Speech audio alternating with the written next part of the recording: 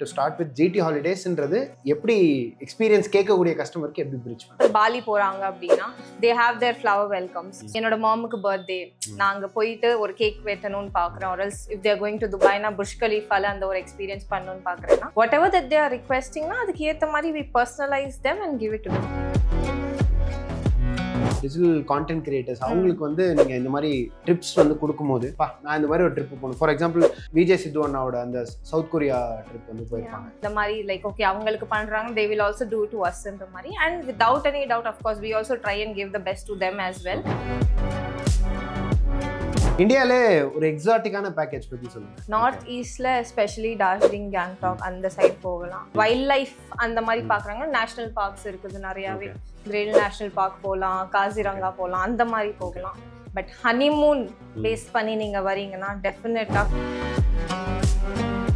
டர்க்கினா கேப்படோக்கியா இருக்கு, அண்டாலியா இருக்கு. ஸோ அந்த மாதிரி இருக்கிறதுக்கு when they are going that na இஸ்தான்புல்ல அவங்க லேண்ட் ஆகுறாங்கன்னா we know அங்கேருந்து ஒரு டொமஸ்டிக் ஃப்ளைட் எடுத்து அவங்க போறாங்க அப்படின்னா அங்க இருக்கிற அகாமடேஷன், அங்க இருக்கிற ஏர்போர்ட் டிரான்ஸ்ஃபர்ஸ் எல்லாமே நம்ம இங்கேருந்து அரேஞ்ச் பண்ணி உங்களுக்கு கொடுத்துருவோன்ற ஒரு சாட்டிஸ்ஃபேக்ஷன், ஒரு இன்ஃபர்மேஷன் கொடுத்ததுக்கு அப்புறமா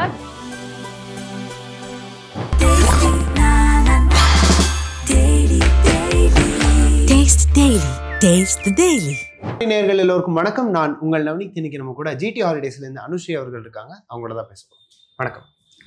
ஸோ பொதுவாக ஒரு ட்ராவல் கம்பெனி அப்படின்னா ஒரு 10 வருஷம் 15 வருஷம் முன்னாடி இந்த ட்ரெண்ட் வேற, இன்னைக்கு இருக்கிற ட்ரெண்ட் வேற. இன்னைக்கு வந்து ரொம்ப கஸ்டமைஸ்ட், ரொம்ப பர்சனலைஸ்டான எக்ஸ்பீரியன்ஸ் கேட்குறாங்க. ஒரு ட்ரிப்புன்றதை விட ஒரு எக்ஸ்பீரியன்ஸா நான் போற இடத்துல வந்து பார்க்கக்கூடிய விஷயங்கள் வந்து லைஃப்ல நான் இதுக்கப்புறம் திருப்பி பார்க்க முடியாத நிலைமையில ஒரு எக்ஸ்பீரியன்ஸா இருக்கணும்னு கேட்குறாங்க.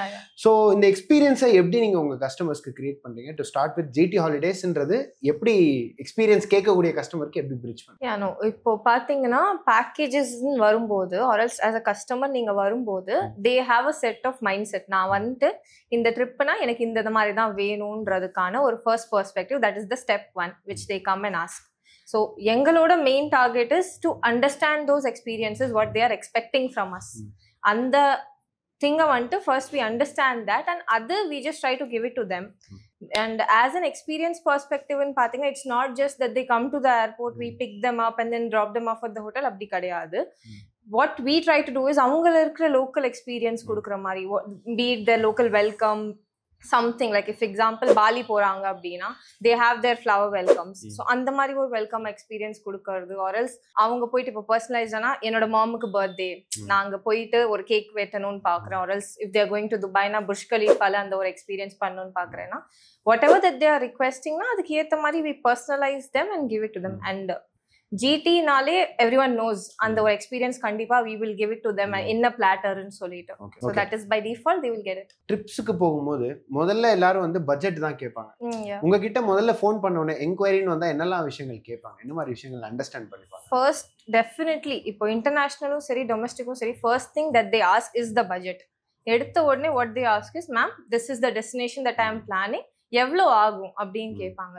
But one thing is the cost base, அவங்க கேட்குற கொஸ்டின் வந்துட்டு it's based on their requirements தான். அவங்க எவ்வளோ டேஸுக்கு போறாங்க அப்படின்னா இப்போ ஒரு 4-5 டேஸுக்கு போறாங்கன்னா அதுக்கான ஒரு காஸ்டிங் வரும்.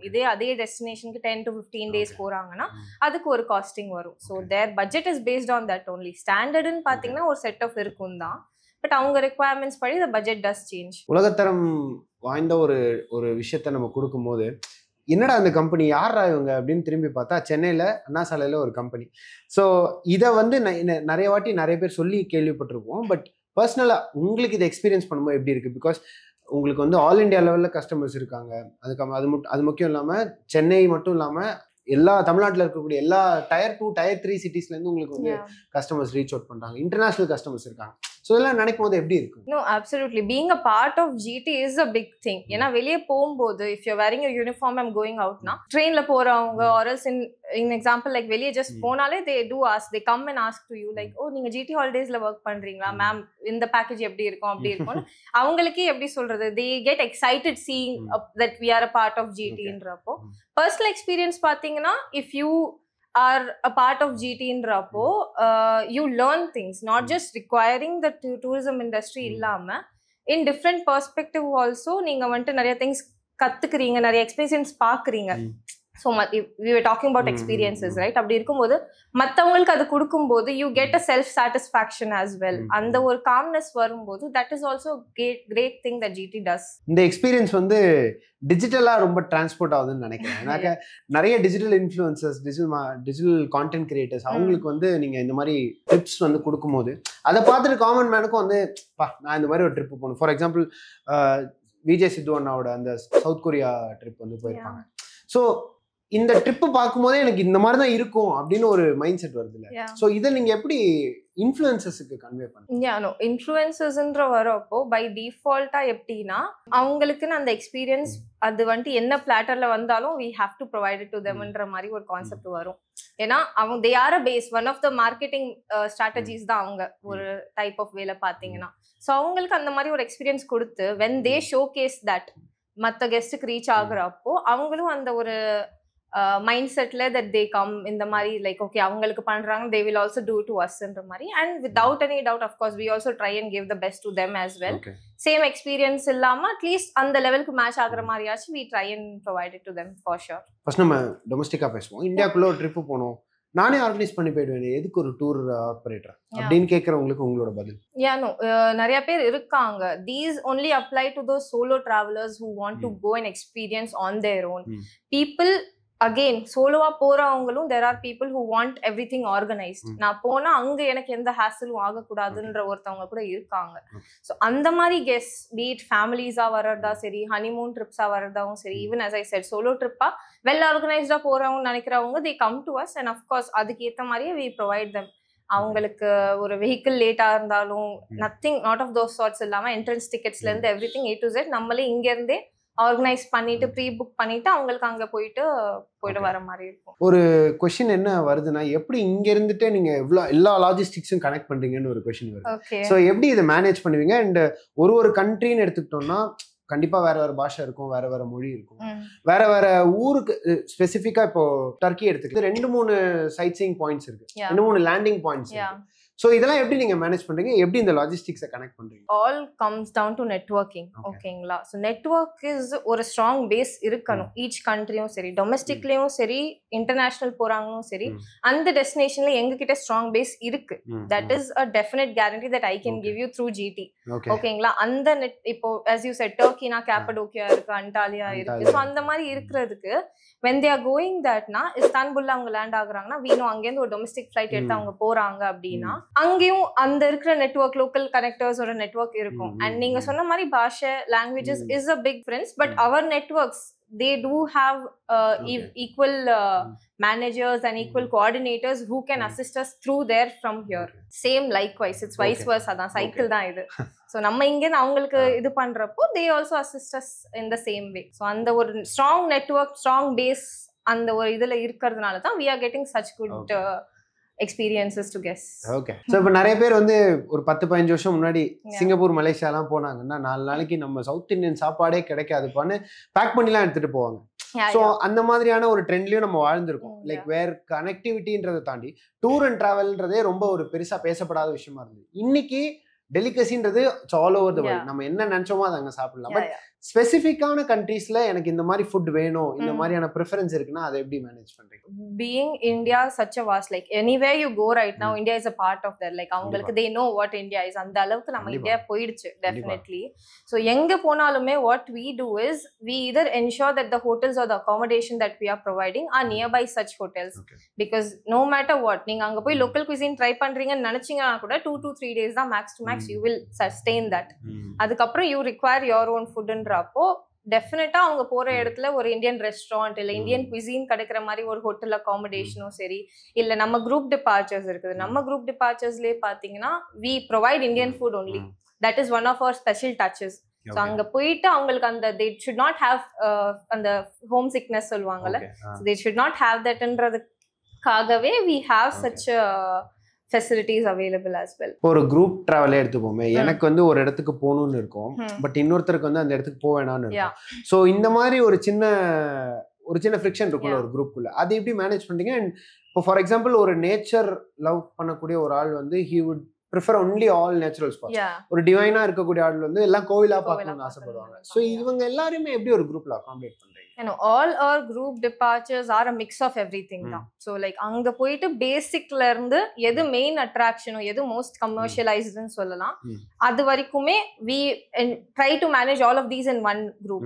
So age since all the group departures are age differentiate இருக்கிறப்போ ஒரு பேசிக்கா கொடுத்துருவோம். At the same time we have some leisure in the group as well. So whoever wants to go some particular place now they can do it in their leisure and then come back. So அந்த ஒரு ஸ்பேஸும் நம்ம group டிபார்ச்சர்ஸ்ல இருக்குது. கோவிடுக்கு முன்னாடி இந்த scene travel and tourism இண்டஸ்ட்ரியோட scene வேற, இன்னைக்கு இருக்கிற சீன் வேறன்னு நிறைய பேர் சொல்லுவாங்க. ஸோ என்ன டிஃபரன்சியேஷன் ஆயிருக்கு, எப்படி எல்லாம் வந்து கோவிட்ன்ற ஒரு விஷயம் இவ்வளோ பெரிய லெசன் கற்றுக்கணும்? Pre Covid and post Covid இப்போ ஒரு பெரிய டேர்மே ஆயிடுச்சு. லைக் ப்ரீ கோவிட் இப்படி இருந்தது, போஸ்ட் கோவிட்னா இப்படி மாறிடுச்சுன்றது தான் யூஸ் பண்றாங்க. இப்போ டேர்ம் வைஸ் பாத்தீங்க ஆர்எல்ஸ் லைக் இந்த டிஃபரன்ஷியேட்னு பாத்தீங்கன்னா pre Covid also there was the travel industry இந்த பூம்ல இல்ல. வை? பிகாஸ் அந்த ஒரு வேர்ல்ட் பிளாக் ஆயிடுச்சு. Like the entire world stopped for the 2 whole years. அந்த மாதிரி இருக்கும்போது people would have had future plans. People இல்ல future plans இல்லாம present plans இருக்கிறவங்க when that hits you that you cannot do something which you've been dreaming of ன்றப்போ அது வந்துட்டு ஒரு பெரிய ஷிஃப்ட் ஆயிட்டு பீப்புள் இன்னும் என்கரேஜ் ஆயிட்டு தான் டிராவல் இண்டஸ்ட்ரியில போக ஆரம்பிச்சிருக்காங்க. So there's a thing like if you ask not to do something அது இன்னும் பண்ணணும்னு தோணும். ஸோ அதுதான் the covid was such a thing for everyone. இந்தியாலே ஒரு எக்ஸாட்டிக்கான பேக்கேஜ் பத்தி சொல்லுங்க. இந்தியாலே எக்ஸாட்டிக்னு பாத்தீங்கன்னா நார்த் ஈஸ்ட் இருக்குது. நார்த் ஈஸ்ட்ல எஸ்பெஷலி டார்ஜிலிங், கேங்டாக் அந்த சைட் போகலாம். And if not means if someone is nature editor as you said wildlife அந்த மாதிரி பாக்குறாங்க, நேஷனல் பார்க்ஸ் இருக்குது நிறையவே. கிரேல் நேஷனல் பார்க் போகலாம், காசிரங்கா போகலாம், அந்த மாதிரி போகலாம். பட் ஹனிமூன் பேஸ் பண்ணி நீங்க வரீங்கன்னா டெஃபினட்டா Kashmir is one of the most exotic places. அந்த that market that we get for Kashmir is very vast. இப்பயும் நிறைய பேர் ப்ரிஃபர் பண்ணி கேக்குறாங்க. Yeah no absolutely yes. some people do have that a fear Kashmir போணுமான்ற மாதிரி. பட் அவங்களும் they are the same people who really want to go. So they want that satisfaction, that safety measure இருக்கான்ற ஒரு கான்செப்ட்ல தான் அவங்க வந்து கேட்பாங்க. But Kashmir definitely a lot of people do like one of the dream destinations மாதிரி. ஒரு unorganized sector வந்து ஆர்கனைஸ்டா எப்போ மாறுதுன்னா when people with plan and vision when they make it to the industry ஒரு அன்ஆர்கனைஸ் செக்டர் வந்து கண்டிப்பா ஆர்கனைஸ்டா மாறும். மக்களுக்கு வந்து ரொம்ப எளிமையா ஒரு விஷயத்தை கொடுக்கறதுல இருந்து இருக்கட்டும், மக்களுக்கு வந்து அது ரொம்ப ஈஸியா கன்வென்ஷனல் ஆப்ஷன்ஸ் கொடுக்கறதா இருக்கட்டும், அதுல இருந்து டிராவல் அண்ட் டூர் இண்டஸ்ட்ரி ரொம்ப அதிகமாகவே பிக்கப் ஆகுது. அதுல ஒண்ணு வந்து இந்த இஎம்ஐ ஆப்ஷன், ஸ்மார்ட் இஎம்ஐஸ். அதுல எத்தனை பேர் ப்ரிஃபர் பண்றாங்க அண்ட் அது ஒரு வெல்கமிங்கான மூவா இருக்கா? No absolutely. லைக் இஎம்ஐஸ்ன்றது it usually wouldn't apply to such things. Travel இண்டஸ்ட்ரியில இஎம்ஐ வந்தது it was a very big boom தான் சொல்லுவேன் நான். இஎம்ஐ வந்ததுக்கு அப்புறம் it gave people hope also.